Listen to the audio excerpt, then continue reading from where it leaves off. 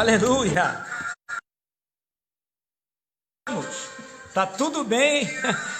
A internet funciona muito bem até eu começar a usar ela e aí acontece esse monte de bagunça aí. Sejam bem-vindos, pessoal. Estou aqui na Igreja da Graça, voltando a falar. Sejam muito bem-vindos. Estamos aqui agora começando o nosso culto e eu estou aqui, ouvindo um louvor abençoado do Nani de Azevedo. Eu vou descer até a casa do oleiro. Sabia que você pode ler a Bíblia na sua casa de capa a capa? Mas tem coisa que Deus só vai falar com você se você estiver aqui. Boa noite, Ivone. Boa noite, Francisca. Boa noite, Jane. Boa noite, Joelma.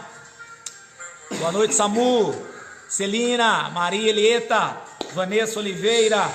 Sejam bem-vindos. Quem vai convidar a galera para assistir? Olha meu cunhado, assistindo, a Neuza.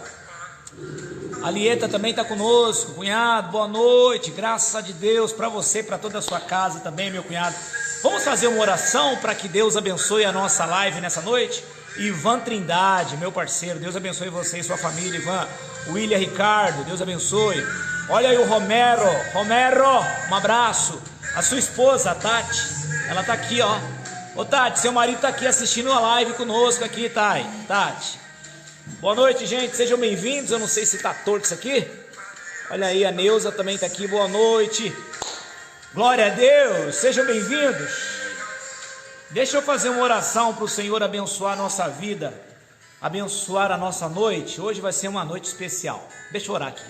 Pai, eu peço em nome de Jesus que tudo que acontecer nessa live seja para a glória do Teu nome.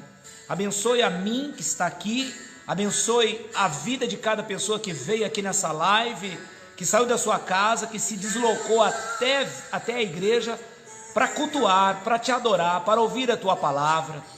Pai, abençoa essa pessoa que abriu o seu celular, o seu computador, notebook, smartphone, televisão, seja qual for o aparelho, só para ter comunhão contigo. Que essa live seja uma bênção para toda essa família. Que esse dia possa ser fechado com chave de ouro, com a Tua presença em nossas vidas, com a Tua presença em nossa casa, em nome de Jesus. Eu ofereço a minha vida nas Tuas mãos, para que o Senhor possa me usar para abençoar essa vida e essa casa em nome de Jesus. Amém. Olha para mim, deixa eu falar uma coisa para você. Deus está fazendo cair por terra hoje um grande inimigo. Deus está fazendo cair agora por terra um grande inimigo. Deus falou isso comigo agora na oração. Está caindo por terra um grande inimigo. Não sei qual que é, mas é grande e Deus está derrubando. Glória a Deus. Olha aí, Nani Azevedo. Não posso me calar, tenho adoração em meu DNA. Pode cantar aí? Um adorador por excelência, um adorador por excelência, um adorador por excelência. Quero ser. Que Deus possa encontrar em você um verdadeiro adorador. Um adorador. Vamos adorar o Senhor. Quero dar o melhor de mim. Quero oferecer sacrifícios. Sacrifícios de louvor. Sacrifícios de louvor. Quero ser bem mais do que sou. Bem mais do que já sou. Um adorador por excelência. Um adorador por excelência. Me tornar. Eu não vou me importar. Não vou me impor com o que vai acontecer. Eu só quero te exaltar. Tu és a razão. Eu não posso me calar. Tenho adoração em meu DNA. Um adorador por excelência.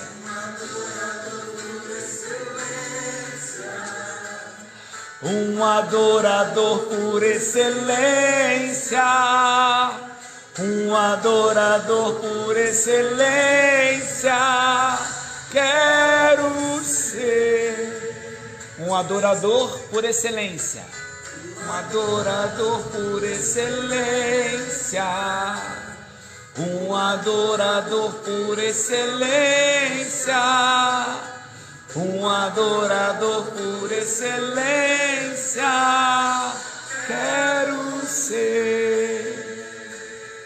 Você sabe que a Bíblia diz que Deus procura adoradores que adorem em espírito e em verdade, que Ele possa encontrar em você um adorador por excelência, que Ele possa encontrar em mim, que Ele possa encontrar em nós um verdadeiro adorador por excelência.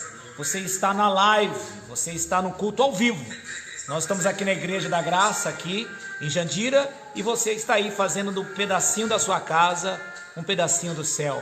Seja bem-vindo em nome de Jesus. Eu tenho certeza que Deus vai abençoar você. Essa música aqui, ó, eu gosto muito dela também, ó. Deus, não há como descrever sua grandeza e o seu poder, não há outro igual a ti. Você lembra? Quem está com saudade dessa música? A gente canta aqui na igreja. Sim, quando eu desço eu reconheço, Nando de Azevedo, que foi pago um alto preço por mim, por mim. Eu vou descer a casa do oleiro, e o meu Senhor irá me Deus quer refazer a sua vida, a sua casa hoje. Glória a Deus. Quem está com saudade de congregar? Tem uma galera que veio aqui hoje, ó, veio congregar conosco aqui. Pessoal corajoso veio aqui, enfrentou o frio, enfrentou aí o Covid e está aqui conosco. Glória a Deus. Deixa eu ver aqui quem está presente conosco aqui, que eu já vou entrar na palavra, tá? Eu tenho um assunto muito sério hoje que vai causar até polêmica. Aliás, sou polêmica. Olha aí, a Neuza tá aí, a Lieta, o Ricardo, meu cunhado, a Ivone, a Joelma, o Ivan, o William Ricardo, o Romero, a Tati Almeida, a Cleusa do Rosário, a Celina, deixa eu ver quem é mais aqui, a Francisca Bernal, a Ramile. Glória a Deus. Olha o Careca aí, também está presente. Glória a Deus. A Carol também está conosco, Lindenberg está conosco, a Lia, o Samu, a Maria Machado, a Lia 2, a Jane. Glória a Deus. Olha o Cido saiu da toca, hein, Cido? A Shirley, Regina Mendes, a Thaís, está assistindo lá do Perequê, né, Thaís? Você está no Perequê, não é isso? Oi, Edivan, Deus abençoe você, negão. Glória a Deus pela sua vida. Olha o Romero presente aí. Olha o Daniel Santos, Deus abençoe você, Daniel. A Maria, a Cleusa, a Tainá. Gente, que bom que vocês estão aí. O Paulo Anderson, Paulo Batera. Deus abençoe você, Paulinho. A Rosinha da Santos também está presente aí, ó. Glória a Deus. A Joyce. Oi, Joyce, manda um abraço pro seu marido. A Bibi também está conosco. Olha o Daniel Mendes presente, a Vanessa também. Olha o Careca, paz Senhor, meu pastor. Aqui está. Estamos desejando paz. Careca de São Marcos, toda a família aqui na graça. Deus abençoe sua casa aí, Careca, em nome de Jesus. Olha que música bonita. A Vanessa Pereira também está presente, o Cláudio Nunes está presente, a Renata Menezes, a Cleusa do Rosário, o Cido. Oh, glória a Deus. Gente, sejam bem-vindos. Quem trouxe a Bíblia Sagrada, vamos abrir ela em Mateus capítulo 13. A Bíblia Sagrada, abra a Bíblia em Mateus capítulo 13. Mateus capítulo 13. Glória a Deus. Glória a Deus. Mateus capítulo 13. Daqui a pouquinho a gente adora um pouquinho mais, se Deus permitir. Vamos lá para a palavra de Deus. Mateus capítulo 13. Mateus capítulo 13.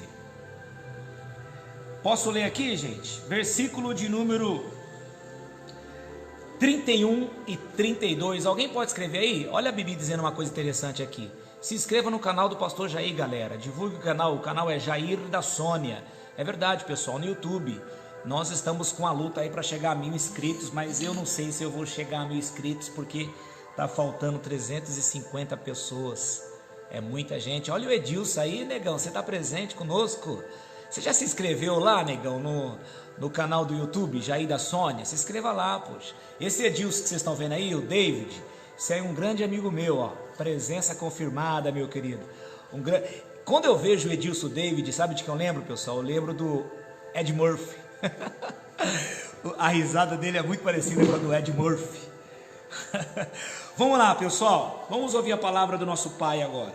Mateus capítulo de número 13, versículo 31 e 32. E outra parábola lhe propôs, dizendo: o reino dos céus é semelhante a um grão de mostarda, que o homem, pegando nele, semeou no seu campo, o qual é realmente a menor de todas as sementes, mas crescendo é a maior das hortaliças. Fez-se uma grande árvore, de sorte que até as aves dos céus se alinham nos seus ramos. Vamos ler de novo? Vamos lá?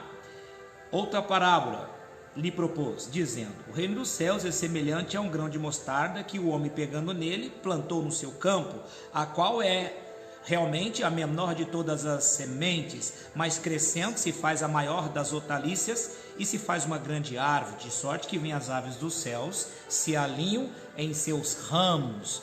Vamos estudar essa parábola. Já vou dizendo para você que essa mensagem ela vai ser muito polêmica, aliás, só um pouquinho polêmico mesmo, mas vamos lá. Quando ele fala aqui grão de mostarda, Jesus está falando que ela vai se fazer na época de Jesus era a menor semente que existia até então. Hoje já foi descoberta sementes menores, tá? Só que Jesus está dizendo que quando ela é plantada e semeada nesse campo, ela vai se fazer uma grande hortaliça. O que é hortaliça, pastor? É dali que vem a palavra horta. O que se planta numa horta? Verduras, legumes, não é? São essas coisas, não são árvores grandes. Hortaliças são pequenas, elas não pegam uma grande estatura, ela não vai ficar do tamanho de um pé de abacate, ela não vai ficar do tamanho de um pé de manga. Lá em casa tem um pé de carambola que já está passando da altura da minha casa. Então é uma hortaliça, ok? Hortaliça, que vem a palavra horta. Então essa parábola se refere ao reino dos céus. Preste atenção que eu quero mostrar uma coisa para vocês, ó. Reino dos céus é uma coisa, reino de Deus é outra coisa, tá? Talvez você nunca entendeu isso, mas pastor, o que significa reino dos céus? Você pode ver aí, ó. Propôs uma palavra, o reino dos céus, tá? Então Jesus está falando do reino dos céus. Qual a diferença do reino de Deus para o reino dos céus? O reino de Deus vai desde a eternidade passada até a eternidade futura. Deus reina para todo sempre. E o reino dos céus, pastor, é um período, vai de Jesus até o milênio, tá? E aí, quando acabar esse período de Jesus, da vinda de Jesus até o milênio, que vai acontecer, que vai terminar, vai ter início depois da grande tribulação. Depois desse período de Jesus até o milênio, aí o reino vai ser entregue de novo para Deus e Deus vai continuar reinando para sempre. Então, reino dos céus é um período, é chamado período milenar, tá bom? Que está dentro do reino de Deus. Por exemplo, quem nasce em São Paulo é o que, pessoal? Paulistano, né? Paulista, né? Mas quem nasce em São Paulo não é um brasileiro? Por que quem nasce em São Paulo é brasileiro? Porque São Paulo está dentro do Brasil, correto? O reino dos céus está dentro do reino de Deus, que se trata apenas de um pedaço. O estado de São Paulo é um pedaço do Brasil. Entendeu o que eu falei ou não? O reino dos céus é um pedaço da eternidade, que vai de Jesus até o milênio. Quem entendeu isso, diga amém. Tá bom? Então, E outra coisa que é interessante a gente saber também, que eu já vou falar outras parábolas. Aliás, o meu filho está assistindo, o André. Olha aí, ele está com o telefone da Sônia. André, ó, um beijo do papai para você. Presta atenção no culto, que quando eu chegar em casa eu vou te fazer perguntas, tá? Então vamos lá. O reino dos céus, ele tem 3 aspectos, tá? O primeiro aspecto é aparência ou semelhança, tá bom? Vamos lá, ó. Alguém pode escrever para mim, ó. Primeiro aspecto do reino dos céus. 2 pontos. Aparência ou semelhança. Por quê, pastor? Porque você pode olhar aí, ó, tá escrito assim, ó: o reino dos céus é semelhante a. O reino dos céus é aparentemente a. Aparente, tá? Então, o primeiro aspecto é a aparência do reino dos céus, tá bom? Por isso que as parábolas, elas revelam o reino dos céus. Todas as parábolas que Jesus contou, no caso essas 3 parábolas aqui, elas vão revelar a aparência do reino dos céus, tá? Então, o reino dos céus tem 3 aspectos. Primeiro aspecto, aparência. O reino dos céus é aparência, tem aparência a. Aparentemente é a. Então é como está escrito aqui, ó. O reino dos céus é semelhante a. O reino dos céus aparenta a, tá? Então o primeiro aspecto do reino é a aparência. O segundo aspecto do reino é a realidade. O que é isso, pastor? Somos nós. Jesus disse: o reino de Deus está dentro de vós.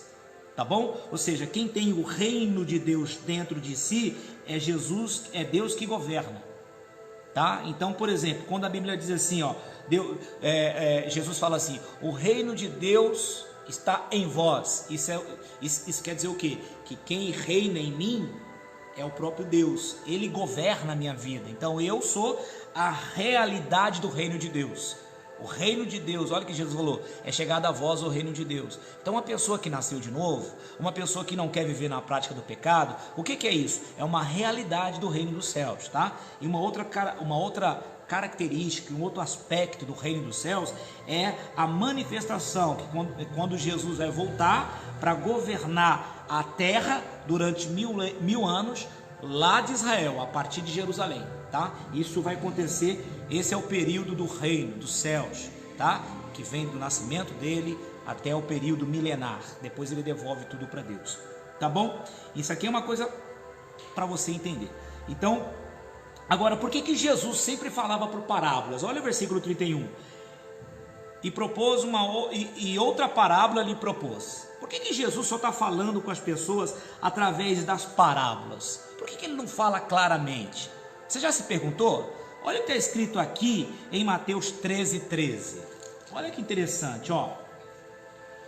Por isso lhes falo por parábolas, porque eles, vendo, não vê, e ouvindo, não ouvem e não compreendem. Olha o versículo 14. E nele se cumpre a palavra do profeta Isaías, que diz: ouvindo, ouvireis, mas não compreendeis, vendo, vereis, mas não percebereis. Então, por que ele falava assim? Ele está citando aqui o profeta Isaías. O que o profeta Isaías falou sobre isso? O profeta Isaías, 700 anos antes, já falava que Jesus viria e Jesus iria pregar através de parábola. Quer ver? Vamos ver o que Jesus está falando aqui sobre Isaías? Abre lá em Isaías capítulo 6. Vamos ler Isaías capítulo 6.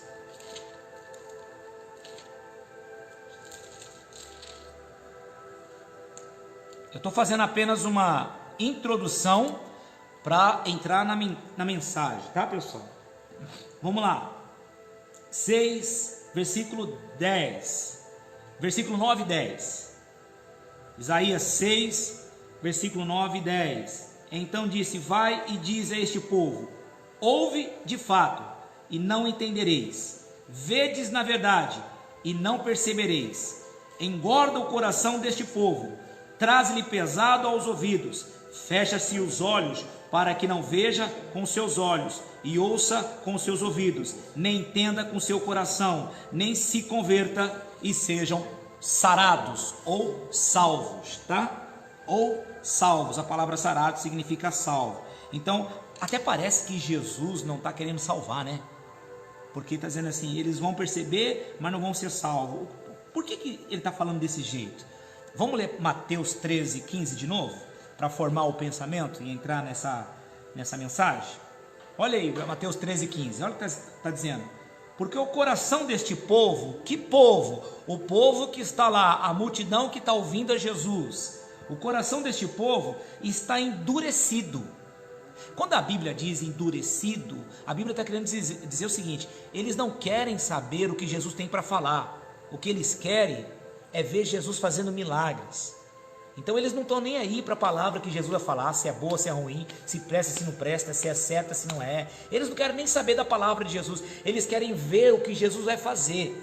Então o coração desse povo está endurecido, por quê? Porque não se importa com a vontade de Deus, eles querem apenas ver milagres, tá? Então vamos ler de novo. Porque o coração deste povo está endurecido, ouvindo de mau grado com os seus ouvidos, fecha os seus olhos, para que não veja com os olhos, ouça com os ouvidos, compreenda com o coração e se converta e eu cure. Está vendo? Então a Bíblia está dizendo o quê? Que eles estão ouvindo com má vontade, ou seja, Jesus fala, mas o povo não quer ouvir, não quer aprender, não quer compreender, não quer entender, não se importa, apenas quer ver sinais. Tá? Por isso que Jesus falava por parábolas. Aí quando ele subia para o monte, os discípulos se aproximavam e falavam assim: ô, ensina as parábolas. E aí os discípulos então aprendiam, porque Jesus explicava as parábolas, porque os discípulos não queriam apenas ver milagre, os discípulos queriam aprender mesmo. Por isso que você vê pessoas na igreja, ela fica 200 anos na igreja e elas não entendem nada da Bíblia. Por que elas não entendem? Porque elas não estão preocupadas com o que Deus tem para falar, elas estão preocupadas com o que Deus tem para fazer. Elas não estão buscando o coração de Deus, elas estão buscando a mão de Deus. Elas estão interessadas no que vão ganhar indo para a igreja, no que vão ganhar participando dos cultos. Elas não estão querendo saber da vontade de Deus, elas estão um pingo preocupadas, tá bom?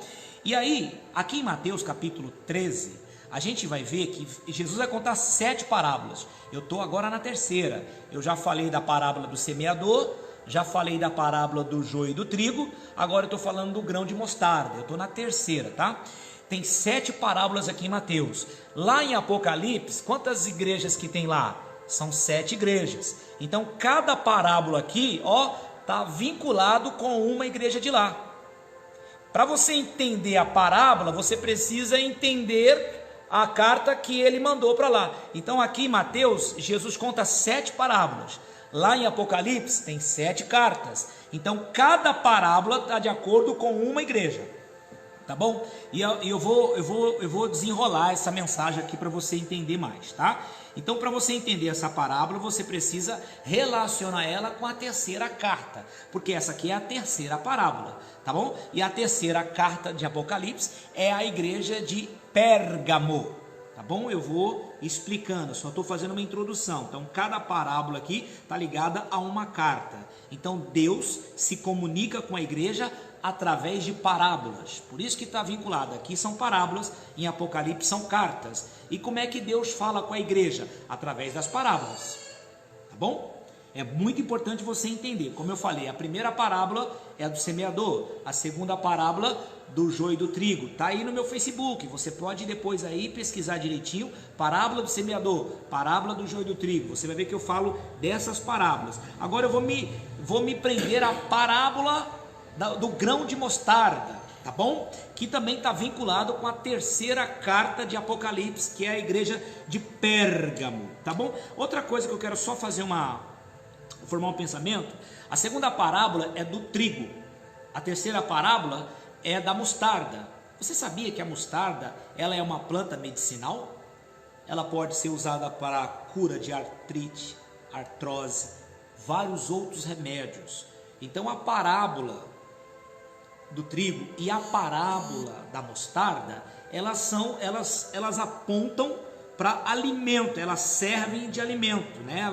O reino de Deus serve para alimentar tanto homens quanto o próprio Deus. Deus se alimenta da sua igreja, Deus alimenta a sua igreja, Deus se envolve com a sua igreja, tá bom? Isso é muito importante. E o versículo 31, se você olhar aqui, ó, tem a palavra campo. O que significa campo, pastor? Eu já preguei lá nas 2 primeiras parábolas. A palavra campo significa mundo.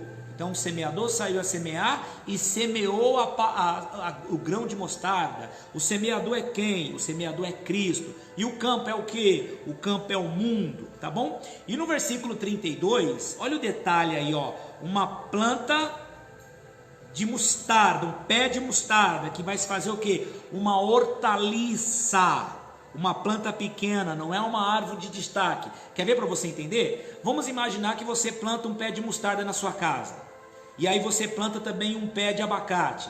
Qual é que vai de longe crescer? Claro que depois de 5 anos, 10 anos, qual que vai estar maior? Que você acha que vai estar maior? O pé de mostarda ou o pé de abacate? O pé de abacate.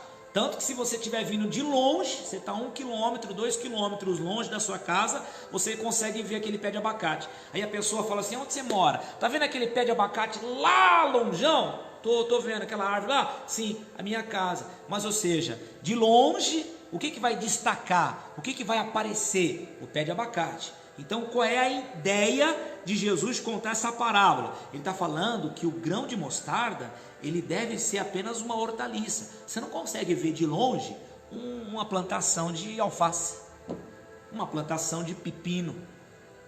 Você não vai conseguir ver de longe. Então não se refere a uma árvore alta, a uma árvore de destaque. Isso quer dizer que o reino de Deus não está preocupado com a aparência, porque olha o versículo de 31.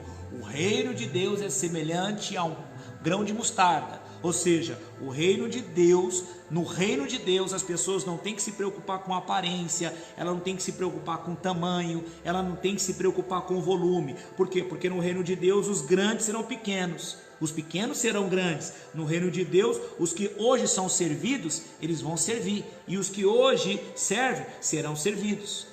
No reino de Deus, o exaltado será abatido e o abatido será exaltado, tá? No reino de Deus não há lugar para grandeza, não há lugar para você aparecer. Por isso que João Batista fala que eu diminua e que ele cresça. Então quem vive para o reino não está preocupado com a sua aparência, não está querendo se promover, não está atrás de holoforte, de aplausos, de reconhecimento, de status. No reino de Deus não é lugar para esse tipo de pessoa. E quando o reino de Deus está reinando no coração dessa pessoa, ela não está preocupada em querer se aparecer. Sabe aquele pastor que quer ser estrela? Preste atenção, a estrela só vai aparecer quando o sol está apagado. E o sol, a Bíblia diz que Jesus é o sol. Então quem tem que aparecer, quem tem que destacar é Jesus, não é o homem. Então muitos de nós passamos por muitas pessoas que não damos nada para elas. Por quê? Mas elas são as pessoas que vão ser exaltadas no reino, que vão ser recompensadas, porque elas não vivem para aparecer. Elas não vivem, elas não estão na frente de um trabalho, elas não estão na linha de frente, elas estão fazendo a vontade de Deus, mas às vezes você passa por uma pessoa, você não dá nada para ela, mas ela vai ser grande no reino de Deus. Por quê? Porque Deus a vê desse jeito. E aí o versículo 32 diz que aquela pequena árvore, aquele grão de mostarda, que deveria ser apenas uma hortaliça, aquele grão de mostarda, muito pelo contrário, virou uma grande árvore, de sorte que as aves vieram fazer ninho. Mas como pode? Isso é contra a natureza. Aquele pé de mostarda deveria ser apenas uma hortaliça, uma pequena árvore sem muito destaque, sem muito volume, sem muito tamanho, né? sem estar muito alto como o pé de goiaba, como o pé de abacate, por exemplo, tá? Por quê? Porque o pé de mostarda não pode ser alto, ele tem que ser pequeno. Agora, mas aqui na parábola está dizendo que esse pé se transformou numa grande árvore. Por quê? Porque está negando a natureza. Porque a Bíblia fala que Deus ele fala que lá no jardim, lá na criação, ele falou assim: cada árvore produza de acordo com a sua natureza. O que me chama a atenção é que uma hortaliça virou uma grande árvore. Por quê? Porque um pé de abacate, se espera que ele cresça, mas um pé de mostarda, espera que ele seja pequeno. Não se espera muito tamanho dele. Por isso que aqui em Mateus mostra o grão de mostarda. Pastor, o que é o grão de mostarda? O grão de mostarda aponta para mim e aponta para você. o grão de mostarda nessa parábola em Mateus está apontando para a igreja, tá? Então alguém pode escrever aí, ó, grão de mostarda aponta para a igreja. Para quem estiver lendo aí, vai entender, tá bom? Que deveria ser o quê? Uma hortaliça, não deveria ser uma árvore grande, porque não está de acordo com a natureza. Então, quando Jesus diz que não reconhece uma árvore pelo fruto, que não se reconhece uma árvore pelo tamanho, que não se reconhece uma árvore pelas folhas, mas é pelos frutos, ele queria explicar exatamente isso. Não é porque a aparência é bonita, não é porque a árvore aparentemente é boa, que realmente é boa. Olha a aparência daquela árvore, olha o tamanho daquela árvore. Não quer dizer, Jesus falou que a árvore não é conhecida pelo tamanho dela, não é conhecida pelas folhas dela, pela altura dela, pelo tamanho, pelo volume dela. Jesus falou, a árvore, ela é conhecida pelos frutos, tá bom? Isso é muito importante. Então, a igreja, o que está acontecendo aqui? A igreja deixou de se preocupar com o reino e começou a buscar um outro mecanismo para crescer, para aparecer, para se multiplicar. Então essa parábola, ela está falando da corrupção que aconteceu com a igreja de Cristo no mundo. A igreja de Cristo, no modo geral, se corrompeu. Em nome do quê? Do poder, em nome do crescimento, em nome do dinheiro. Então hoje você encontra uma igreja que está negando a sua natureza, que deveria ser uma hortaliça, mas se transformou numa grande árvore, e vai ter um problema. É mais ou menos assim, imagina um homem que nasceu para ser homem e começar a querer ser mulher. Imagina uma mulher que nasceu para ser mulher começar a querer ser homem. Vai ter problemas, vai ter sérios problemas, porque está negando a natureza para a qual foi criada, tá? Então essa árvore aqui, esse pé de mostarda, era para ser uma hortaliça, mas virou uma árvore muito grande, tá? Ao ponto de as aves virem aqui e fazer ninho nela. Então isso está apontando o quê? Para uma igreja corrompida, que negou a sua natureza, que em nome do poder, em nome da riqueza, em nome do dinheiro, em nome do crescimento, começa a usar outros mecanismos para crescer. Para você ter uma ideia, essa ave deixou de ser uma hortaliça para ser agora uma grande árvore, como a igreja de Pérgamos, tá? Volto a repetir, o grão de mostarda aqui é a terceira parábola de Mateus 13, e ela está vinculada à terceira igreja do Apocalipse.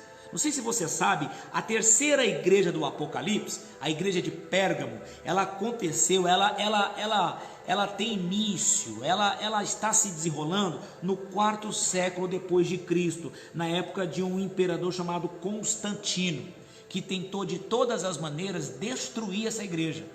Com esse imperador Constantino, que era romano, ele tentou de todas as formas destruir a igreja, e ele não conseguiu. Por quê? Porque a igreja não abre, a igreja nasce, e é Deus que está no controle. Se Deus está no controle, ninguém vai derrubar. Todos que tentarem se levantar contra, vai cair, não tem jeito. Quando Deus levanta uma autoridade, por exemplo, no Brasil para reinar, para governar, vamos dizer um presidente, se foi Deus que levantou o presidente, eu acredito que sim, mas eu não vou entrar nesse detalhe. Não sou a favor de tudo que ele faz, eu só estou falando que eu acredito que Deus levantou para tirar um certo sistema que ia fazer mal para o corpo de Cristo, mulher com mulher, essas coisas todas. Então, eu acredito, no meu ponto de ver, que quando Deus levanta uma pessoa, todos que se levantam contra, vai cair, não tem jeito, porque é Deus que está controlando. Então a igreja aqui, a igreja de Pérgamo, foi Deus que levantou a igreja. Só que o imperador Constantino, no século 4 depois de Cristo, tentou destruir e não conseguia. Então ele falou o seguinte, ele teve uma ideia, como ele era autoridade, e nós vimos aqui na mensagem de domingo, sobre a imagem que Daniel viu, que o ferro se infiltrou no meio do barro. O que isso quer dizer? Exatamente isso aqui, ó. Constantino teve uma ideia, eu não posso contra a igreja, mas eu posso me ajuntar, me unir a ela.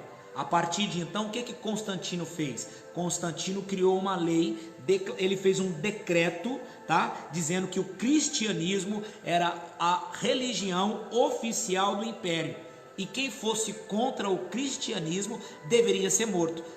No momento que a Roma é um império de proporção mundial, quantos milhares e milhares de pessoas de outras crenças estavam sendo mortos pelos romanos? Porque eles tinham outras crenças. Então ele vai declarar a igreja, a religião oficial do Império Romano é o cristianismo. Por isso que até hoje se fala Igreja Apostólica, Igreja Católica Apostólica Romana. Por isso que até hoje se fala disso. E aí o que aconteceu? Quem era contra a religião oficial deveria ser morto. Então as pessoas, em nome, com medo de morrer, começaram a se tornar cristãs. Eu sou cristão, sou cristão, sou cristão, sou cristão. Mas estavam vindo com medo. E aí milhares e milhares de pessoas agora entraram para o corpo de Cristo, ou seja, entraram, faziam parte da igreja sem passar pelo processo de novo nascimento. Então a igreja ela não cresceu. O que aconteceu com a igreja? Ela inchou. Por quê? Porque agora as pessoas estão sendo o que? Cristãs. Que religião que você é? Sou cristão. Por que você é cristão? Com medo do imperador que vai me matar. Só que as pessoas entraram, agora elas são igreja, agora ela faz parte da igreja, só que ela não passou pela experiência de um novo nascimento, aquilo que Jesus falou para Nicodemos, que é necessário nascer de novo, porque quem não nasce da água e do Espírito, não pode ver e nem entrar no reino. Então, ou seja, a igreja, em vez de crescer, a igreja inchou e teve um grande volume, da noite para o dia, milhares de pessoas passam a ser agora parte da igreja. Então aquele pezinho de pé de hortaliça, aquele pezinho que deveria ser apenas um pequeno pé de mostarda, se transforma numa gigante árvore da noite para o dia. Entendeu? E é por isso que o versículo 32 está dizendo aí, o problema agora é que o versículo 32 está dizendo que aquele pé de mostarda, que deveria ser apenas uma hortaliça, virou uma grande árvore. Qual é o problema? Olha o versículo 32, que está dizendo que as aves vão fazer ninho nela. Agora, o que significa aves, pastor? Da onde saiu essa ideia de aves? Olha o capítulo 13, versículo 14 de Mateus, versículo 4, Mateus 13, versos 4. Quando semeava, uma parte da semente caiu junto ao caminho, e vieram as aves dos céus e a comeram. Olha o versículo 19. E ouvindo alguém a palavra do reino, não compreendendo, vem o maligno e arrebata o que foi semeado em seu coração. Esse é o que foi semeado junto ao caminho. Então o que Jesus está querendo dizer? Ele está falando para nós que as aves aqui são os demônios. Ou seja, aquela igreja que deveria ser apenas uma hortaliça, mas virou uma grande árvore, que todo mundo agora com medo, agora tem gente que é cristão e nem sabe quem é Cristo. E o que acontece? O diabo agora vai aproveitar isso e vai se infiltrar dentro da igreja. Agora o trono de Satanás está dentro da igreja. Por isso que Jesus uma vez falou para os fariseus, essa sinagoga é a sinagoga de Satanás. Então o diabo agora ele faz o trono dele aonde? Dentro da igreja, que deveria ser apenas uma árvore pequena, mas cresceu de uma maneira desproporcional e agora virou uma grande árvore, tá? Vamos ligar essa parábola com Apocalipse capítulo 2? Vamos lá? Apocalipse capítulo 2, eu estou falando da igreja de Pérgamos, capítulo 2, versículo 12, você vai ver que está falando da terceira igreja, que também está vinculada com a terceira parábola de Mateus. Tá bom? Que a primeira, como eu falei, é o do semeador, a segunda é do joio e do trigo, e a terceira é essa aqui do grão de mostarda. Olha o versículo 12. E ao anjo da igreja que está em Pérgamo, escreve: isso diz aquele que tem a espada aguda de 2 fios, conheço as tuas obras, onde habitas, que é onde está o trono de Satanás. Tá vendo? Olha aí, ó, o trono de Satanás. Então essa igreja de Pérgamo é uma igreja corrompida. Por quê? Porque o imperador Constantino, ele trouxe todo mundo para ser cristão agora. Já que eu não posso vencer a igreja, vou me unir a ela. Por isso que a igreja católica é conhecida, a igreja, né? Como diz a pessoa, sou católico, apostólico, romano, não sabe nem o que está falando. Porque nasceu isso lá com esse Constantino, com esse imperador, que falou assim: se não for cristão, tem que morrer. E as pessoas com medo do cara que manda no mundo: não, eu sou cristão, claro que eu sou cristão, vou morrer. E aí todo mundo entrou para a igreja, mas ninguém sabe quem é Cristo, ninguém passou pelo novo nascimento, se batiza porque os outros estão se batizando, ou seja, está ali na onda, deixa, né, como diz o Zeca Pagodinho, deixa a vida me levar, leva eu. E aí a pessoa está ali fazendo parte da igreja, mas não sabe nem o porquê que ela está ali. Então, ou seja, está corrompida, tem uma aparência exterior. Essa igreja de Pérgamo, quem olhava por fora, via igreja lotada, via igreja explodindo, falava assim, nossa, que igrejão, hein? Olha que igreja abençoada, olha que igreja poderosa, mas dentro dela não tem a realidade do reino de Deus. Quem está dentro dela, olha o que Jesus está dizendo aqui em Apocalipse, é o trono do diabo, é o próprio Satanás, ou seja, é uma igreja que vive de aparência, mas dentro dela ela está corrompida. Então, isso é o grande problema de uma igreja corrompida. Olha para a igreja brasileira hoje, vê se ela não tem semelhança. Muitos líderes, muitos fundadores de igrejas, eles estão mais preocupados com a sua aparência do que com o reino de Deus.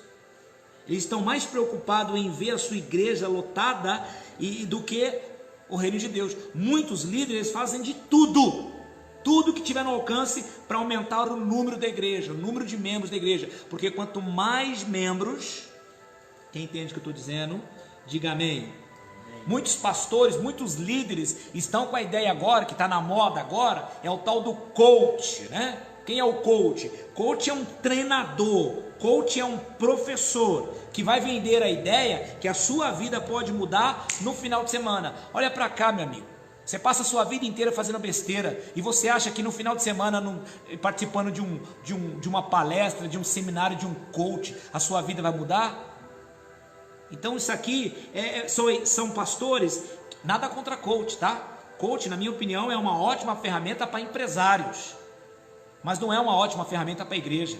Até porque a palavra coach, o coach, ele é um treinador, ele é um instrutor, ele é um cara que trabalha com emoções, ele trabalha com os pensamentos, com a autoestima das pessoas, tá? Mas aí tem gente que deixa o seu pastor para assistir um coach. Mas o coach não é um pastor, o melhor pastor é aquele que está com a sua vida no joelho dele. Porque olha que Deus disse, 5 ministérios que Deus deu para a igreja, apóstolo, o que funda o ministério, mestre, o profeta, evangelista, pastor e mestre. São esses aqui, são esses que Deus deu para edificar a igreja.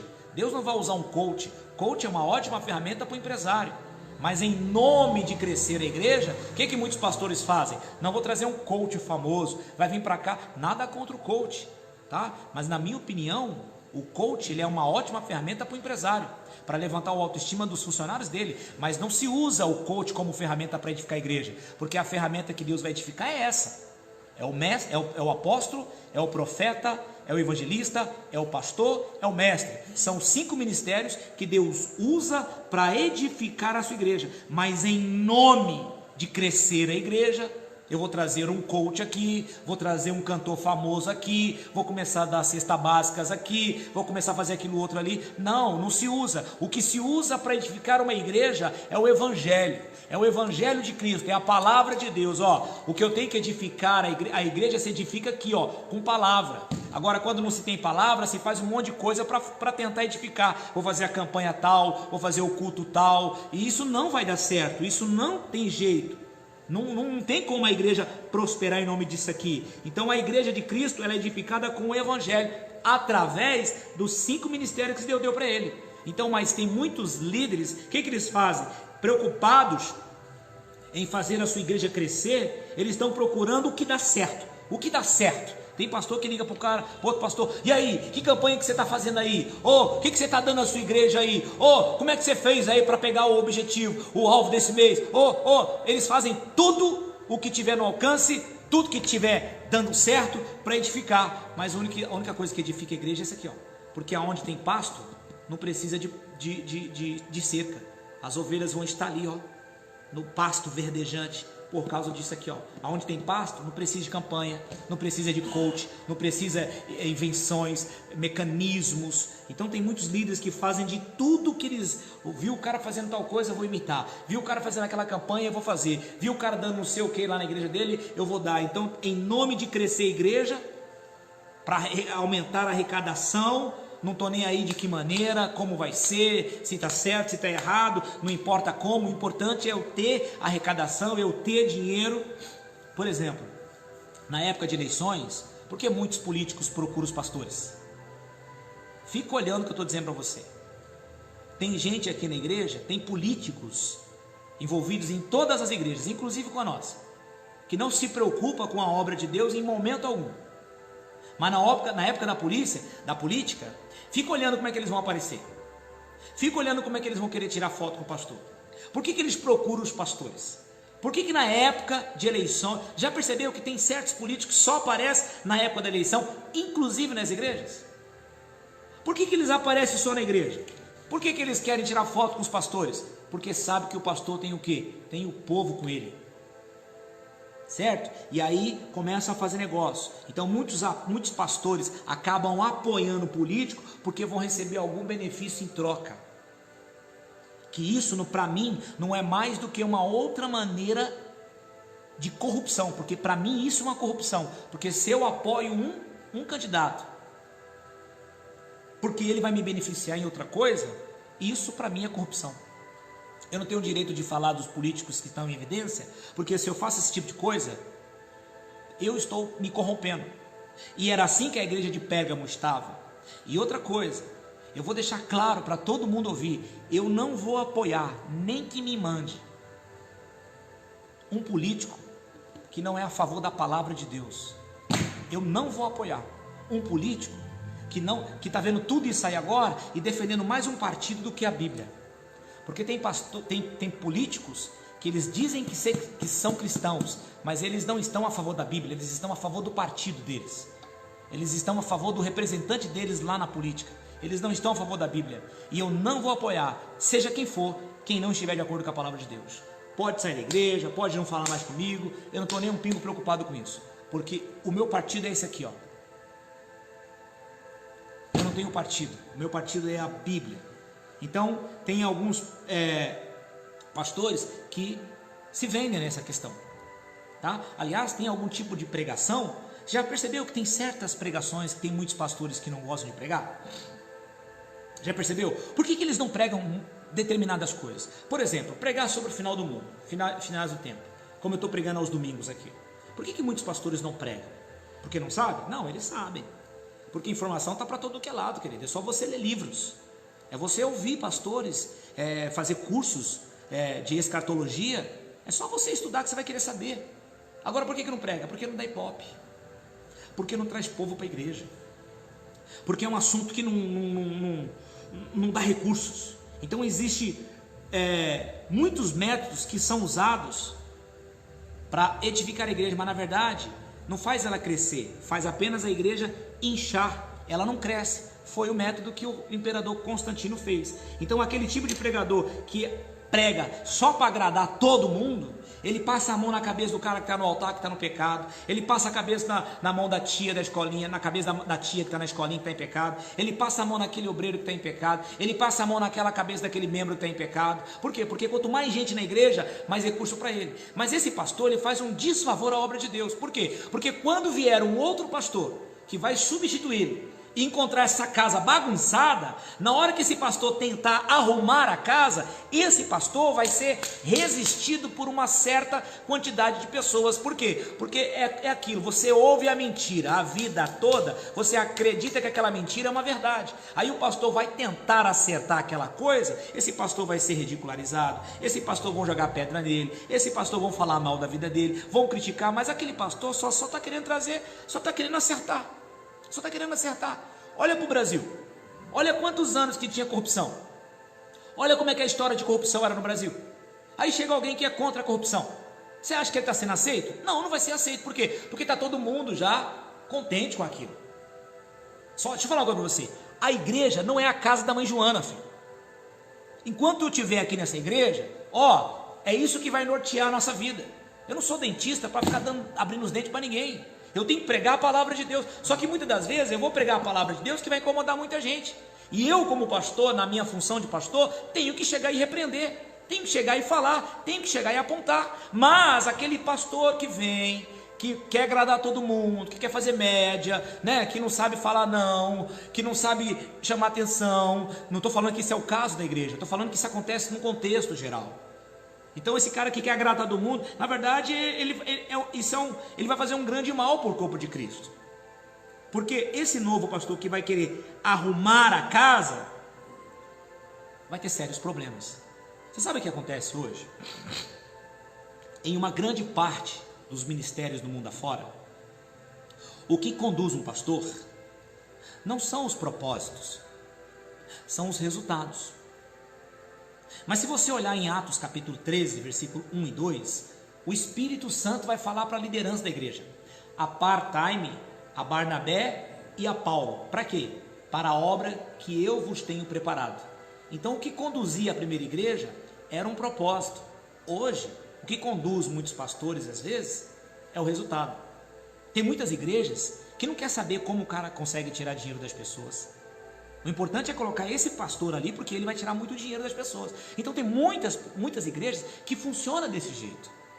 Que muitos lugares que o que dirige o pastor é os resultados, não é um propósito. Ele não está ali por um propósito, ele está ali por um resultado. Você está aí, você tem que fazer essa igreja crescer, você tem que prosperar. Não, a preocupação não é mais o reino de Deus, a preocupação não é mais a hortaliça, a preocupação é uma árvore muito grande. Quem está me entendendo, diga glórias a Deus. Então, nós temos que saber exatamente o que está acontecendo, porque ajuntamento não significa avivamento.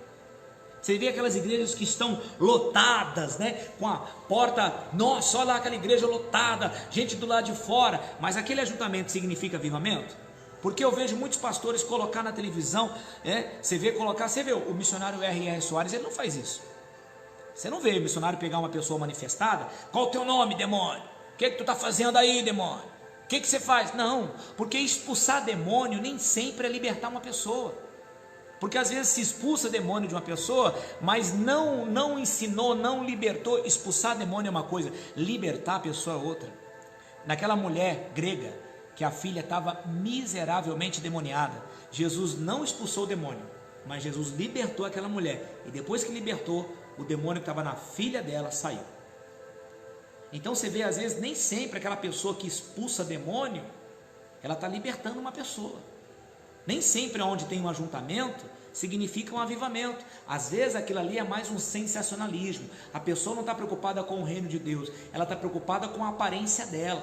Por isso que ela coloca aquela imagem na internet, por isso que ela coloca aquela foto, por isso que ela coloca aquela parte do culto ali. Então você tem que ser um pouco inteligente. Quer ver uma coisa? Tem gente que cresce a igreja assim. Tem igrejas que estão muito lotadas. Deixa eu te mostrar como é que está a minha igreja. Vou te mostrar, olha aí como é que está a minha igreja. Balança a mão aí, gente, por favor. Tá vendo? Balança a mão aí, pessoal. Tá vendo? Essa é a igreja. Tá vazia. Nós fechamos a igreja ali agora, tá? Mas você vai a igrejas aí que no meio da pandemia está lotado de gente. Quero ler para você aqui 1 Coríntios capítulo 3. 1 Coríntios capítulo 3. Primeira carta de Paulo aos Coríntios capítulo 3. Versículo 10, 11 e 12. Segundo a graça de Deus que me foi dada, pus eu como sábio arquiteto do fundamento, e outro edifica sobre ele, mas veja cada um como edifica sua casa sobre ele, porque ninguém pode pôr um outro fundamento além do que já está posto, o qual é Cristo. A palavra fundamento aqui, gente, significa alicerce, que é Jesus. Então Jesus é o alicerce da igreja. Paulo está falando exatamente isso. Se você tira o alicerce de uma casa, por exemplo, esse prédio aqui tem um alicerce. O que acontece com esse prédio se a gente tirar o alicerce dele? Ele cai. Se tira Jesus da igreja, o que acontece com a igreja? Ela cai, certo? Mas por incrível que pareça, tem igreja que Jesus não é mais o alicerce hoje, que o louvor não é para Jesus, que ele não é mais o centro da igreja.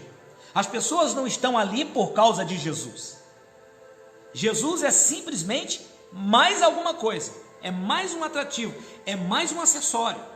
Então Paulo está dizendo que aqui Jesus é o alicerce. Agora tem igreja que ele não é mais o centro, que a motivação das pessoas em ir para lá, a motivação, a finalidade das pessoas em ir para lá, não é só Jesus. Eles usam Jesus para isso. Mas Paulo está dizendo, Jesus aqui é o alicerce. Olha o versículo 12. Se alguém sobre esse fundamento formar um edifício de ouro, de prata, de pedra preciosas, de madeira, feno e palha. Então Paulo está falando o quê? 6 materiais aqui. Então vamos entender o que ele está falando. Ele está falando de ouro, ele está falando de prata, está falando de pedras preciosas, madeira, feno e palha, tá? Então vamos lá. Você já percebeu que tem quase todo culto tem um tema em algumas igrejas? Culto da vitória, culto da restituição, culto da conquista, a vigília não sei do que.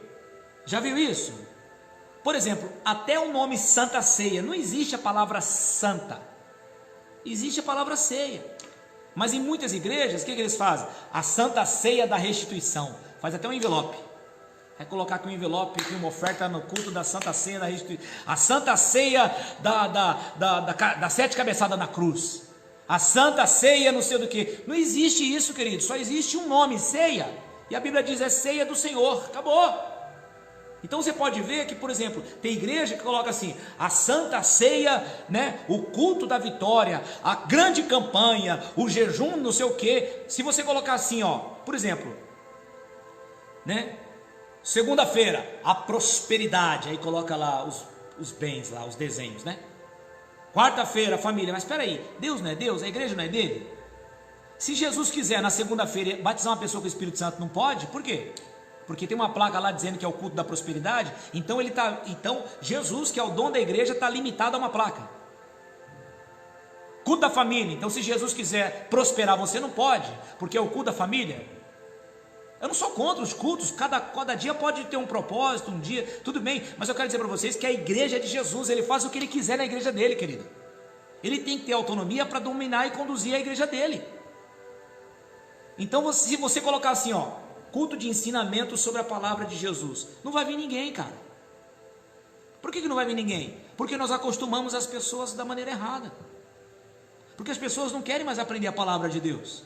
Elas querem a campanha, elas querem aquela oração forte, que o pastor coloca a boca no microfone, que treme todas as caixas, que estoura o tímpano das pessoas, que coloca o manifestado demônio aqui. Eu já cansei de ver pastor usar um demônio manifesto para tirar dinheiro das pessoas, irmão.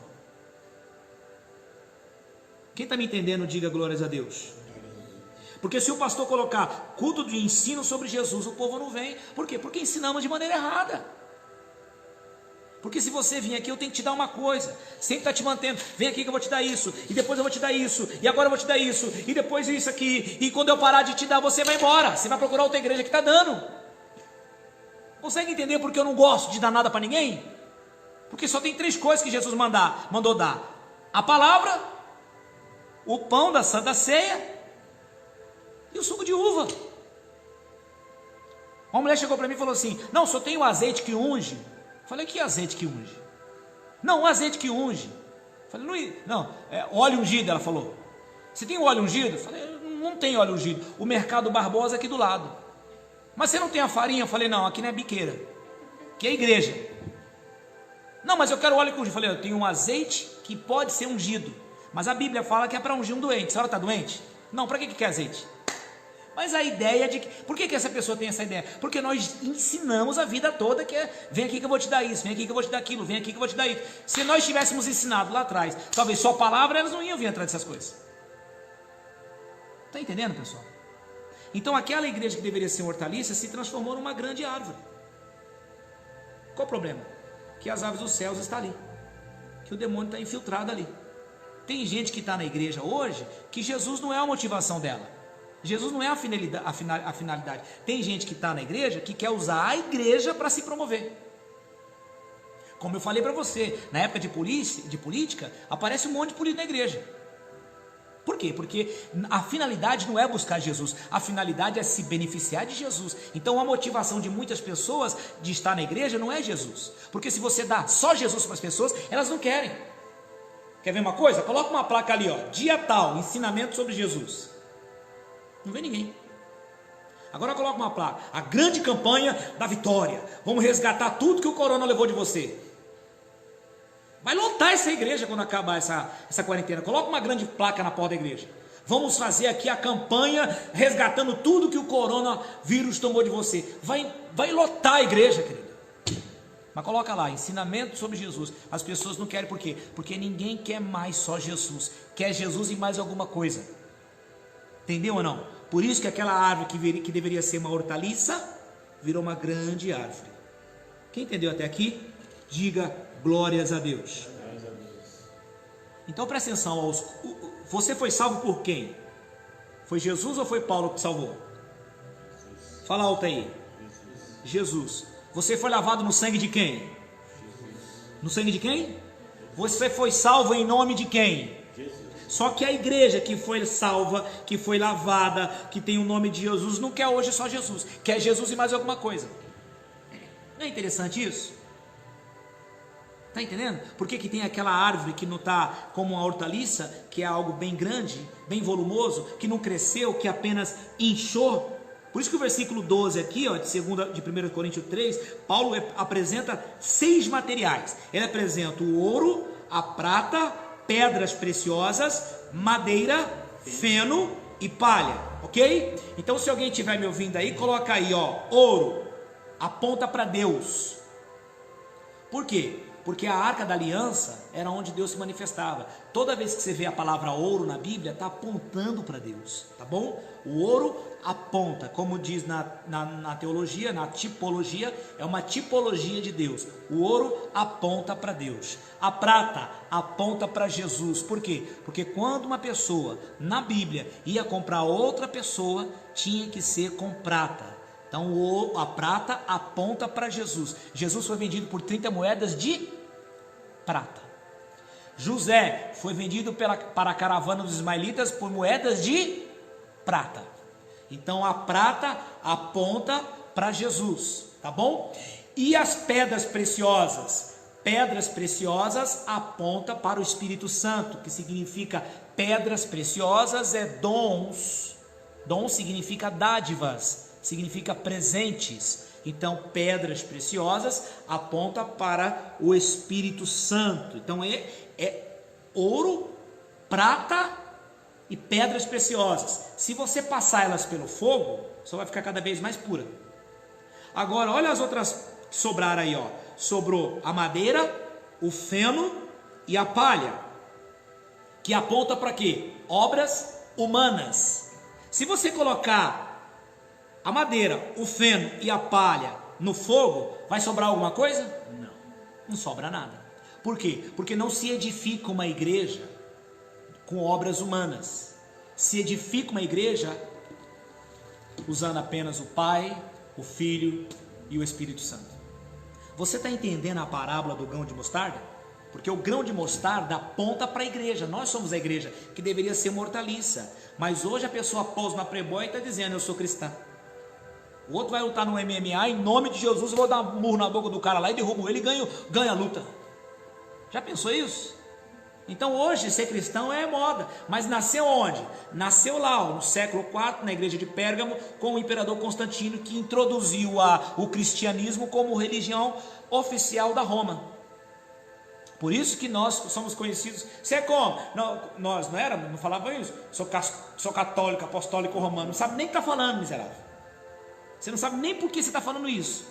Então é moda dizer que é cristão, mas muitos estão na igreja e não provaram, não desfrutaram do novo nascimento, tá? Não passaram por isso. Então madeira, feno e palha é o sinal de que eu estou usando um material errado para edificar a igreja. E eu posso até edificar. Agora quer ver uma coisa? Madeira, ouro, feno são encontrados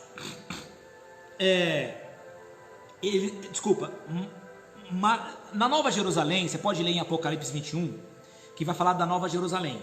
Você vai ver a palavra ouro, prata, pedras preciosas. Mas na Nova Jerusalém, que é onde a igreja vai ficar durante o milênio com Jesus, a Nova Jerusalém, a nova terra, Lá você não encontra nem ouro, nem prata, lá você não encontra nem madeira, nem feno, nem palha. Agora deixa eu fazer uma pergunta para você. O que vai fazer mais volume? Responde para mim. Você põe aí põe aí. O que faz mais volume? R$1.000 em ouro ou R$1.000 em palha? Hã?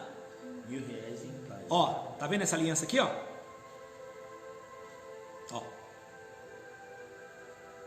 Ela custa mais de R$1.000. A minha e da minha esposa. R$1.000. A minha e dela. Você quase nem vê, né? Você quase nem vê. Agora imagina se eu tenho R$1.000 aqui em palha. Hã? Vou encher esse altar de palha. Faz mais volume, sim ou não? Sim. Eu posso passar por você, eu posso esconder essa aliança aqui no dedinho do meu pé, lá no meu sapato, você não vai ver. Eu consigo esconder de você R$1.000 em palha? Em feno? Faz mais volume. Quem está entendendo? Por isso que você vê igrejas que tem aquele volume. Igreja cheia de pessoas. Hoje a igreja está cheia de pessoas que estão vazias de Deus. O que é isso? É eu edificar com material errado. É eu ajudar as pessoas sem passar pelo processo e pela experiência do novo nascimento. Porque Jesus falou, se não nascer da água e não nascer do Espírito, não entra nos céus. Quem está me entendendo, diga glórias a Deus. Quando o ouro passa pelo ouro, quando o ouro passa pelo fogo, a prata passa pelo fogo, as pedras preciosas, o fogo só tira a sua impureza, fica mais puro cada vez mais. Agora essas obras aí vai queimar tudo. Quem está me entendendo, diga amém. Então o reino de Deus não pode ser edificado usando métodos humanos. No reino de Deus não vale o que as pessoas estão vendo, não vale a aparência. No reino de Deus vale o que Deus está vendo no secreto. Quem está me entendendo, diga glórias a Deus. Então o que vale é aquilo que você faz sem se preocupar com as aparências. Porque tem gente que só quer fazer alguma coisa porque o pastor, só quero fazer para o pastor ver, só quero fazer para o líder ver, só quero fazer para aparecer. Você quer saber de uma coisa? Sabe qual é o lugar que nós temos uma maior dificuldade de manter as pessoas? É na escolinha. Todo mundo quer estar aqui no altar, todo mundo quer cantar, todo mundo quer pregar, todo mundo quer aparecer, todo mundo quer fazer live. Agora cuidar das crianças lá na escolinha quando não tem ninguém vendo. Porque a coisa mais difícil que tem, eu já passei aqui na igreja, já passou aqui no mínimo umas 60 tias, e elas não permanecem na igreja. Não permanece, mas você vê, para tocar bateria tem 2 pessoas, para tocar violão tem 2 pessoas, para tocar teclado tem opções, para abrir culto tem opções, mas para ficar com as crianças na escolinha onde ninguém vê, não tem opções. Então no reino de Deus não vale o que as pessoas veem. Por isso que a Bíblia diz, você já viu isso? Agora está na moda, né? A pessoa vai dar uma cesta básica, o que ela faz? Ela tira uma selfie, né? Ela vai doar um negócio, o que ela faz? Ela toca a trombeta. Mas a Bíblia diz assim, quando fizeres alguma coisa com a direita, nem a esquerda deve olhar. Nem a esquerda deve olhar. Quem está me entendendo, diga amém. Tem gente que jejua, e como os fariseus jejuavam e ficava toda aquela cara de coitado. Oh, você está jejuando, né? 3 dias. Tem gente que é assim, que faz alguma coisa e fica tocando trombeta, que faz um favor, fica tocando trombeta. Então no reino de Deus não vale o que as pessoas estão vendo. No reino de Deus o que vale é o que Deus está vendo. E Deus olha para onde? No secreto. O que a Bíblia diz? Quando você for orar, entra no teu quarto e fecha a tua porta e ora em secreto ao teu pai, que vê o que está em secreto, e ele te recompensa em público. Então tem muita igreja hoje que está crescendo assim, ó, como uma grande árvore, mas está negando a natureza, porque o grão de mostarda, ela tem que crescer como uma hortaliça, ela não tem que aparecer. Ela não tem que, não, tem muitos líderes que estão mais preocupados em encher as suas igrejas, fazem campanha, dão uma pá de coisa, não quer saber de uma coisa? É errado, biblicamente falando, você dar um pão da Santa Ceia com fermento para a pessoa comer. Tem igreja que você vai ver, o cara está dando fanta-uva para a igreja. Fanta-uva no lugar da Santa Ceia. Por isso que a Bíblia diz, aquele que come e bebe indignamente. Então, querido, só existe uma maneira de se edificar a casa de Cristo, a casa de Deus. Paulo está dizendo, usando 3 materiais. Quais são os materiais? Ouro, Deus, prata Filho e pedras preciosas, Espírito Santo. Eu não preciso mais de nada, querido. Se eu tenho o Pai, o Filho e o Espírito Santo, eu tenho a Bíblia. E se eu tenho a Bíblia, eu não preciso de campanha. Eu não preciso manipular. Eu não preciso ficar amedrontando vocês. Não vai para aquela outra igreja. Não assiste a live do outro pastor que está em pecado. Se você é membro da minha igreja e quer assistir lá, assiste quem você quiser. Faz o que você quiser. Agora entenda uma coisa: onde é que está a sua alma? Está no joelho do pastor Jair. Porque o melhor pastor que existe é aquele que tem sua vida no joelho dele. Esse é seu pastor. Essa é a palavra que eu tinha que pregar. Agora, que Deus nos guarde depois dessa pregação. Amém. Amém, igreja? Vocês entendem a palavra do Senhor? Se você pegou a igreja aí a mensagem no decorrer, volta lá no começo, assiste de novo, vai te fazer bem. Eu estou aqui na terceira parábola de Mateus 13, que vai acontecer o que depois dessas 7 parábolas? São 7 parábolas, tá? São 7 parábolas que estão vinculadas às 7 igrejas do Apocalipse. Na sexta-feira agora, eu vou falar da 4ª parábola, que está vinculada à 4ª igreja do Apocalipse, tá bom? Eu estou estudando os fins dos tempos, porque Jesus está às portas. Eu quero voltar para minha casa. Eu não vejo a hora, eu tenho saudade do meu lar. O céu não é o meu destino, o céu é a minha origem. Eu vim de lá e vou voltar para lá. Você tem saudade da sua casa? Porque eu tenho saudade da minha casa. E quando eu falo minha casa, não é a casa no condomínio. Quando eu falo minha casa, eu falo a minha casa é lá onde está meu pai. Lá é o meu lugar. Eu não vejo a hora de Jesus voltar. Eu não vejo a hora de Jesus voltar. E eu estou orando para que aconteça rápido isso aí. Porque eu quero ir embora. Eu não quero mais ficar aqui. Eu quero ir para minha casa com meu pai. E meu pai vai vir buscar. E por que você está aqui, pastor? Porque viver para mim é Cristo. Morrer é lucro. Estar com Cristo é incomparavelmente melhor. Quanto tempo que eu tenho de vida, eu não sei. Mas eu vou continuar aqui fazendo a vontade de Deus enquanto eu tiver vida. Tá bom? Então, o grão de mostarda aponta para nós como igreja, que deve ser mortaliça. Não crescer assim, ó, como árvore. Não temos que aparecer. Não temos que ficar preocupado em volume. Eu não estou preocupado em volume. Eu tenho 350 membros aqui. Eu não posso contar com 100 para pagar as despesas da igreja. O que adianta? Eu vi a minha live domingo passado. A minha live tem quase 1000 pessoas em uma live só. A primeira live que eu fiz, as duas lives, quase 4.000 pessoas. Para que adianta ter 4.000 pessoas se você não pode contar com 100 pessoas para chegar e falar assim: ó, pastor, vou mandar R$50 para o senhor pagar o aluguel da igreja. Olha, pastor, vou mandar meu dízimo aí para pagar o aluguel da igreja. Para quem não sabe, eu tenho uma despesa aqui nessa igreja de R$23 mil. R$23 mil. Sexta-feira agora nós temos uma alta despesa na igreja. Uma alta despesa, contas para ser pago. Eu não posso contar com todo mundo que está me assistindo. Vamos orar? Que Deus abençoe a sua vida, a sua casa, em nome de Jesus. Pai, eu quero neste momento orar por essa pessoa que está orando comigo. Orar por esse pregador. Orar por essa pessoa que eu não conheço, talvez nem saiba de onde ela fala, quem ela é. Talvez ela parou aqui porque o teu Espírito chamou a atenção dela. Esse grão de mostarda aponta para nós como igreja. E nós devemos ser uma hortaliça, não uma grande árvore.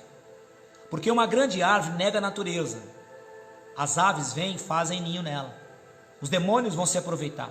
Mas se a gente crescer do jeito certo, usando apenas a Bíblia, porque a Bíblia, ela não contém a palavra de Deus. A Bíblia é a palavra de Deus. E eu quero abençoar essa casa em nome de Jesus.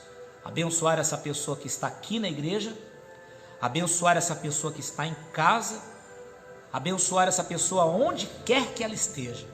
Que o teu poder entre em ação, que o teu poder possa abençoar a vida dela. Se tiver alguém com dor, que o Senhor cure. Se tiver alguém enfermo, que o Senhor traga a solução.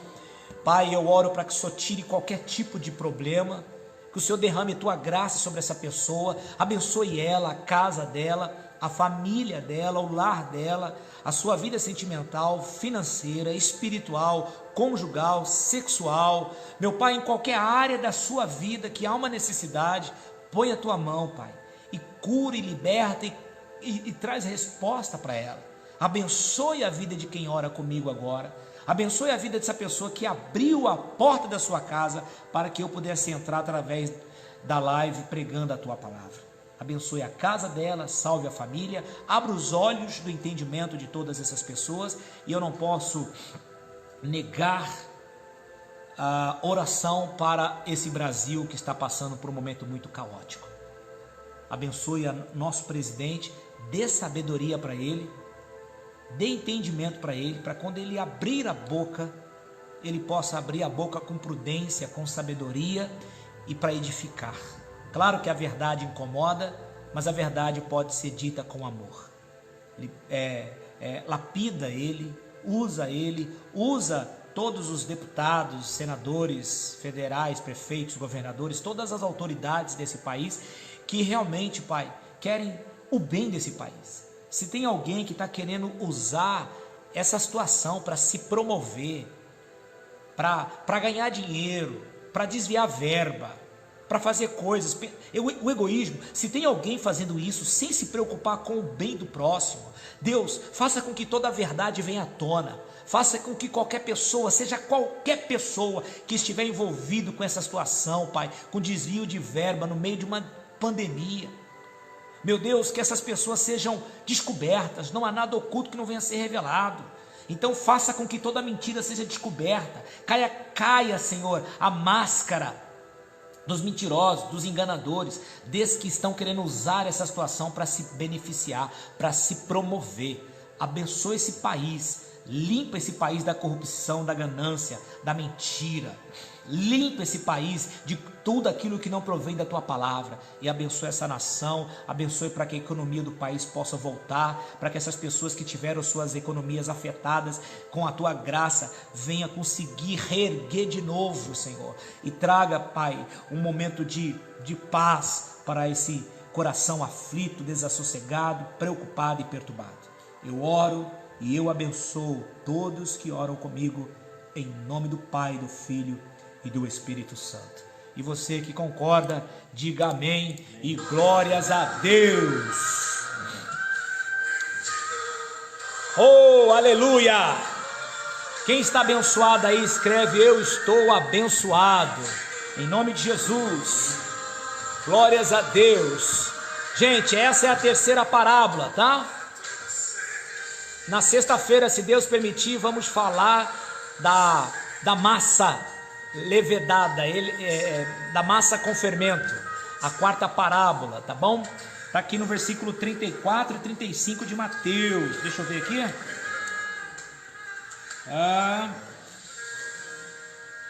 Isso, 33 e 34, semana que vem, tá bom? Quem está sendo abençoado por essas palavras aí, por esse culto, se você está sendo abençoado aí, eu quero que você deixe aí a sua frase, a sua dita aí, o seu dito, para as pessoas verem como Deus tem abençoado a sua vida, tá bom? Deixa aí, olha aí, amém, glória a Deus. Eu não sei se foi meu filho ou foi minha esposa que escreveu isso aí, tá bom? Mas se você tem sido abençoado, em poucas palavras, declara o que essas lives estão fazendo sobre a sua vida, tá bom? Deixa eu dar um recado para vocês aqui, muito importante, que eu quero falar para vocês que estão aqui e também quero falar para você que está me assistindo.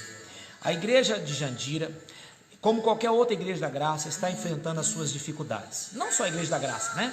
Qualquer igreja que está passando por esse momento agora. Nós temos uma despesa aqui que gira em torno de 23 mil reais, tá? Então eu preciso muito pagar essas despesas. Como é que eu pago? Com dízimos, com as ofertas. Sexta-feira agora vai ser o último dia útil do mês. Então se você puder nos abençoar, você que é membro da igreja, que tem um dízimo que você não devolveu, que tem uma oferta que você não devolveu, que tem um patrocinador que você não devolveu, se você puder trazer para nós aqui na igreja sexta-feira, olha, você vai salvar a igreja, porque já vai para o terceiro mês que nós estamos assim nos enrolando com essa situação financeira. Então se você puder fazer uma oferta para a obra de Deus, se você puder abençoar a igreja, eu vou pedir muito, muito mesmo. Olha aí, eu tenho quase 70 pessoas, se cada pessoa fizer uma oferta de 20 reais, 30 reais para a obra de Deus, já me ajuda a tampar um certo buraco da igreja, tá bom? Mas não é para tirar dinheiro da sua igreja se você é membro de outra igreja, tá bom? E não é para fazer na conta de ninguém, é na conta da igreja. A conta da igreja é Bradesco, a agência é 3378, a conta corrente é 512389, Bradesco 3378, conta corrente 512389, Igreja da Graça. Você pode nem sair da sua casa se você quiser.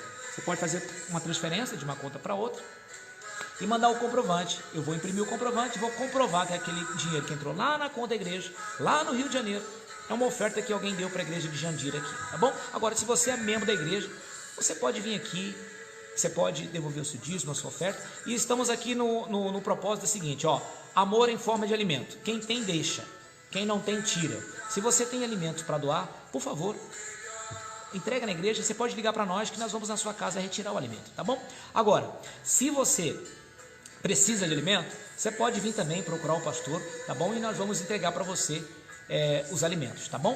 Se alguém precisar falar no particular, que é um assunto delicado, é claro, anota aí o meu telefone, 011 94798 4092. Elaine, você é uma bênção de Deus. Eu sabia que você ia escrever, Elaine, sabia. Então, obrigado. Coloca o meu telefone aí, 011 94798 4092, tá bom? Vou ficando por aqui, sexta-feira, 7h30, a gente volta de novo aí com a live abençoada. Se você tem sido abençoado, eu vou pedir para você, ó, escreve aí o que essas lives têm causado em sua vida, tá bom? Se você tem sido abençoado, tem gente no Brasil e no mundo inteiro sendo abençoado. Então escreve aí, porque se alguém entrar, vai ler o seu testemunho, pequeno, curto, grande, médio, não sei, escreve o que você quiser, e aí as pessoas vão ver como Deus está abençoando a vida das outras pessoas, tá bom? Vou ficando por aqui, o meu forte abraço para você, Deus abençoe sua vida, Deus abençoe sua casa, e que Deus te guarde nesse momento aí tão difícil, né? E eu tenho certeza que nós vamos viver dias melhores. Se Jesus não voltar até lá, nós vamos viver dias melhores. E se ele voltar, nós vamos viver dias muito melhores ainda. Meu filho está assistindo a live aí. Tchau, papai. Tchau, filho. Papai te ama. Quando eu chegar em casa, eu quero que você me diga toda essa live aí. E obrigado pela moral que você deu pro seu pai aí, tá bom? Daqui a pouco o papai está em casa. Gente, eu vou tomar um café aqui com meus amigos e vou correr para minha casa. Que Deus abençoe a minha volta para o meu lar também. Ó, beijo no coração de vocês. Fiquem na paz. Obrigado pela participação de todos vocês, direta ou indiretamente. Fique com Deus. Gente, dá uma boa noite aí para a galera aí, ó. Dá um tchau para a galera aí. Esse é o tchauzinho da galera que está aqui conosco. Fique com Deus e até a próxima. Tchau.